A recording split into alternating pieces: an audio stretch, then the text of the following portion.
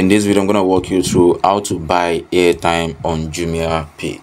So basically, once you download the app and register your account, so the next thing you're gonna see airtime and other features right there.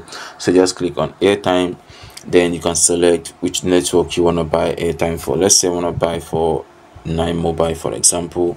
Then you're gonna provide your mobile phone number right here.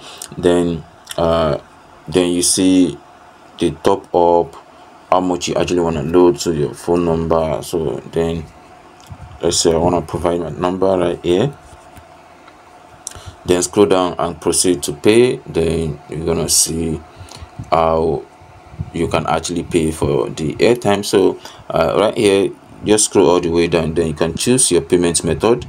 So you can see there are different payment methods you will have, and they import your data from your Jumia app to your Jumiapay. So you can see, you'll be able to see all your cards that you have on your Jumia app, on your Jumiapay. So just click on any of them, and then you can confirm payment, and the airtime will be purchased directly. So there is no discount on them, so you can see no discount at all.